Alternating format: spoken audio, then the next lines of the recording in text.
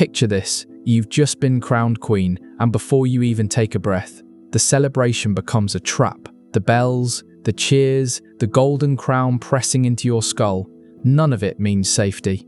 It means your life now belongs to someone else. Fairy tales lied. Becoming the king's wife wasn't a reward. It was the doorway into a shining nightmare, one that could easily end with your head hitting the stone floor of your own palace.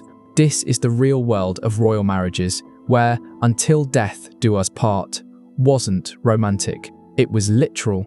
Today, you'll learn what it actually meant to hold the highest title a woman could have, and why that very title turned into a death sentence for so many. Prepare yourself, because we're stepping into the coldest, darkest corners of actual history, where affection was rare and survival required strategy, obedience, and silence. If you ever thought queens lived charmed lives, this story will rip that illusion apart. Before we begin, help this channel grow by liking and subscribing. It keeps these stories alive. Let's start with something that cuts straight to the bone.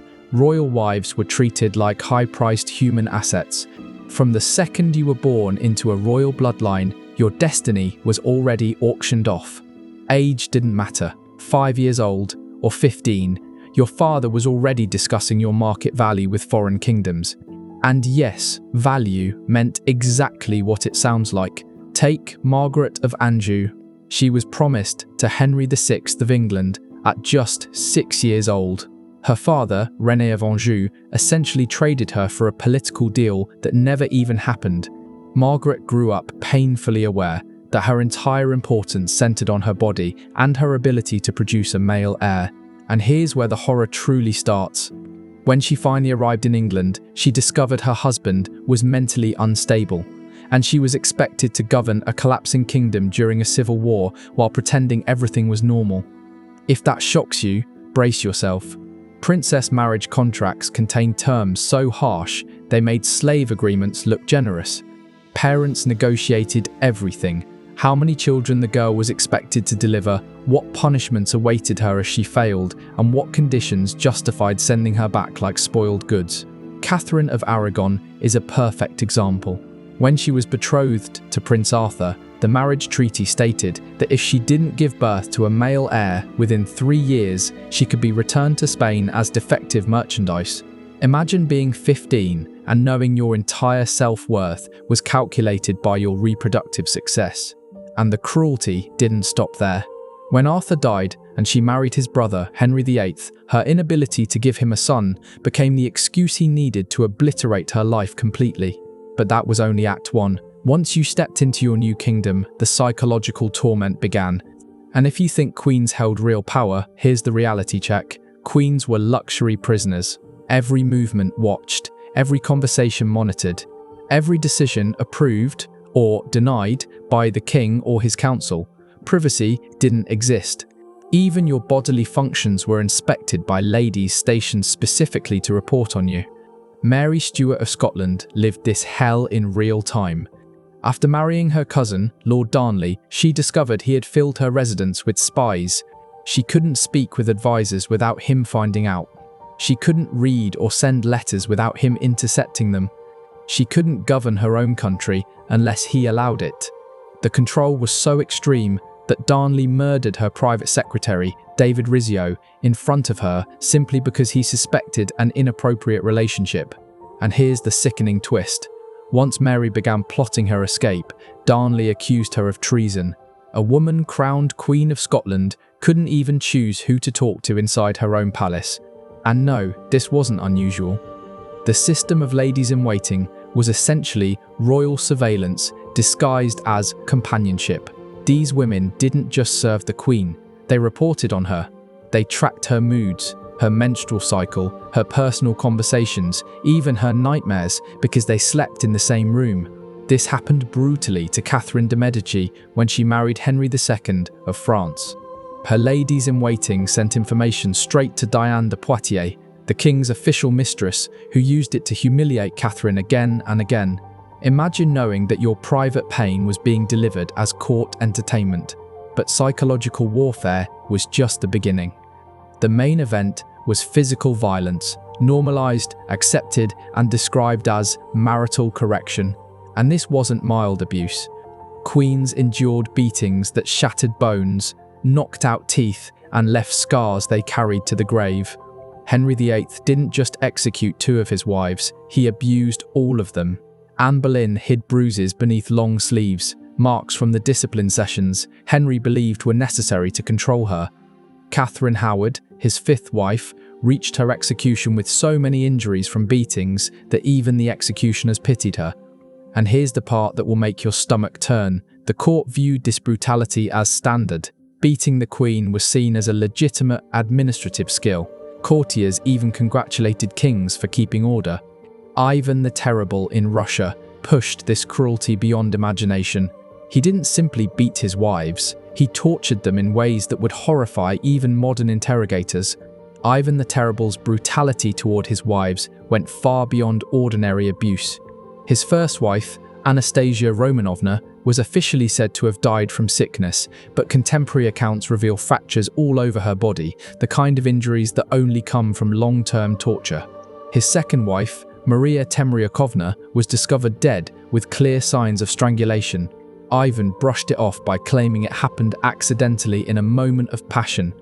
The most horrifying part, whenever these women tried to seek help or defend themselves, they were charged with treason. In the moral framework of the time, a wife resisting her husband was viewed as rebelling against God's order, and rebellion against divine authority counted as heresy, a crime punishable by death. But now we have to move into territory even darker than physical violence, pregnancy. Because for queens, becoming pregnant was not a blessing. It was a gamble with death. Childbearing for royal women was essentially biological Russian roulette. Most queens lived in a constant state of dread, fully aware that every pregnancy might kill them. The mortality rate was astonishingly high, and not due to poverty, but because royal physicians were glorified quacks who practiced medicine like ritual magic rather than science. The story of Jane Seymour, 3rd wife of Henry VIII, captures this horror perfectly. When she went into labour, the king's doctors made a prioritization choice that still chills historians. The baby mattered more than the mother. They cut her open alive, without any form of anaesthesia, just to deliver the future Edward VI. Jane lived long enough to hold her son, then spent 12 days dying from infection while the court congratulated themselves for securing a male heir. And here's the most disturbing truth. This was not a tragic mistake. It was intentional. Henry VIII had explicitly ordered his doctors to save the child over the mother if complications arose. Jane Seymour was essentially sacrificed for the continuation of the dynasty, and her case wasn't unique. Royal birth protocols included specialized tools built for one purpose: extracting the heir even if it meant destroying the mother. Hooks, blades, and iron forceps were designed to rip the child free if the labor stalled. In other words, instruments created not to preserve women, but to preserve succession. Mary de Medici, wife of Henry IV of France, survived 6 pregnancies, but each left her more shattered than the last. Records show that by her 5th delivery, she could hardly walk without aid because of severe internal injuries. Her 6th childbirth partially paralysed her, yet the event was celebrated because another son had been born. And the cruelty still didn't end there.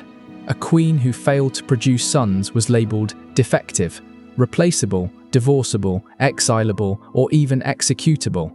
Even losing a child placed blame entirely on the mother for failing the succession.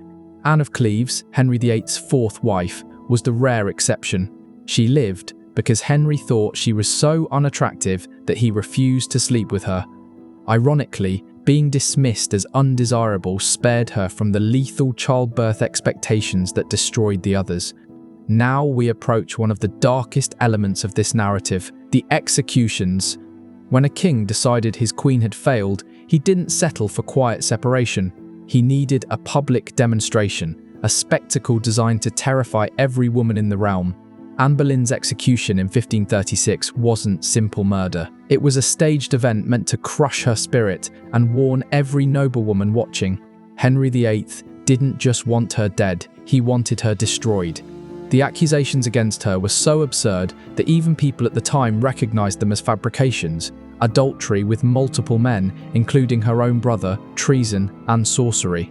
Her real crime was failing to provide Henry with a son. Worse, she dared to contradict him in front of others. And here comes the part that will break you. Anne realized her death was coming weeks before the execution. Henry had already begun openly pursuing Jane Seymour. Anne understood exactly what that meant. In her final days, she wrote letters to her daughter Elizabeth, pleading with her to obey men, avoid confrontation, and never repeat her mother's mistakes. On execution day, Anne was forced to walk to the scaffold dressed in grey, the colour of mourning, while the crowd hurled insults, calling her a witch and a whore. Then came the final humiliation. She was required to give a speech, praising Henry as a noble and gracious king. Imagine being ordered to publicly compliment the man orchestrating your death. And Catherine Howard, Henry's fifth wife, suffered an even more degrading fate. Accused of adultery at just 19, she was treated as a manipulative seductress despite having been abused by older men since she was a child. Henry even changed the law so he could execute a queen for alleged premarital indiscretions. Catherine was so terrified on the day of her death that she could not stand. They had to carry her to the block on a stretcher. Her final words, "I pray for the king's soul," were lines drilled into her under threat. And not every queen died in public. Some were poisoned, some drowned under mysterious circumstances. Others simply vanished. Mary Stuart, Mary, Queen of Scots, was kept in captivity for 18 years by her cousin, Elizabeth I, before being formally executed. Mary Stuart's final years were not simply imprisonment. They were psychological warfare designed to break her long before the executioner ever touched his axe. For 18 years, she was interrogated endlessly, cut off from her children, and kept in living conditions meant to slowly destroy her body. By the time the Crown finally ordered her death, Mary was so physically frail she needed help climbing onto the scaffold. Her executioner, shaking with fear at the idea of killing a queen, needed 3 full swings to sever her head. The crowd watched each failed blow in horrified silence. And here is the truly chilling part. These executions were never secret. They were staged as public lessons. Ordinary families brought their children so they could see firsthand what happened to any woman who dared step outside the boundaries set by men. And now we reach perhaps the darkest chapter of all, the queens who survived and the brutal compromises they made to stay alive. Their survival wasn't luck. It required sacrificing dignity, compassion, and sometimes other women. Catherine de' Medici mastered this terrible art better than anyone. To remain Queen Mother in France, she molded herself into what her enemies called the most dangerous woman in Europe. But the truth no one wants to acknowledge is simple. She didn't start out ruthless. The system forced her to choose between becoming a predator or becoming a corpse. Catherine used assassins, manipulated civil wars, and relied on poison as a political strategy. Every ruthless act she committed was designed to protect her children and hold her position because she knew even one moment of vulnerability meant annihilation. The infamous poisoned perfume story was more legend than fact, but her real network of spies and killers rivaled any modern intelligence agency. The tragedy is that Catherine fully understood the cost of her survival.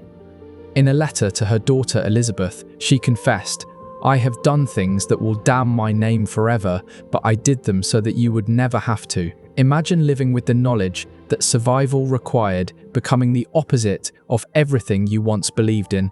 Elizabeth I of England chose a different, but equally brutal solution. She refused to marry at all. She understood that the moment she took a husband, her freedom would vanish and her life could be dictated or ended by a man. But that choice condemned her to crushing isolation. Every relationship, every friendship, every moment of trust had to be evaluated through political risk. Elizabeth ordered the death of Mary Stuart, not out of personal hatred, but because she knew powerful men would forever use Mary's existence as a weapon against her rule. The letter Elizabeth wrote after signing Mary's death warrant exposes the torment behind her political mask. "I have signed away the life of my own blood, and with it, the life of my own soul." And then there is the most heartbreaking case of all, Joanna of Castile, known to history as Juana la Loca. But Joanna was never insane, she was cornered. When her husband, Philip the Handsome, died, she refused to bury him because it was the only leverage she had left. Without Philip's presence, the Castilian nobles would treat her as a powerless widow they could manipulate or remove entirely. Her refusal to let go of his body was not madness, it was resistance. Her father, and later her son, exploited this so-called madness to imprison her for 46 years. Nearly half a century locked away, not because she was dangerous, but because it was politically convenient for the men in her life. Records from that era show Joanna was perfectly rational, but she had learned that pretending to be unstable was the only way to avoid being forced into another political marriage. Her insanity was not a mental collapse, it was a survival tactic. And this brings us to the most devastating truth embedded in all these stories. These queens weren't helpless victims. They were fighters trapped inside a system that offered them only two choices: adapt or die. Their weapons were limited: intellect, endurance, manipulation, and, when cornered, cruelty. But the cost of staying alive was becoming twisted versions of who they once were.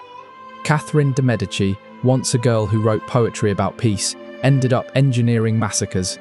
Elizabeth I, who dreamed of a loving family in her youth, died alone, surrounded by advisors who feared her far more than they admired her. Joanna, one of the most educated and cultured women of her generation, became a historical symbol of female madness, even though she was one of the sanest. So this is the real face of royal marriage, a system that treated the most powerful women on earth like decorated livestock, where affection was rare and where survival demanded unimaginable sacrifices. These were not fairy tale princesses. They were real women trapped in a world where their worth was measured in male heirs and where a single misstep could lead to torture, exile, or execution. The next time you see a crown behind glass in a museum, remember, it wasn't just an ornament. It was a weight carried by women who lived in constant fear, women who were beaten, silenced, betrayed, and slaughtered by men who swore to love them. Behind every Her Majesty was a human being lying awake at night, wondering if she would survive until morning. And now, after walking through this nightmare of history, I'm going to take one moment to appreciate something simple, that today we can choose who we marry, we can leave a marriage that harms us, and no one can legally execute a woman for failing to produce a son. After seeing what queens once endured, it's hard not to feel grateful to live in an era where being a woman is no longer automatically a death sentence.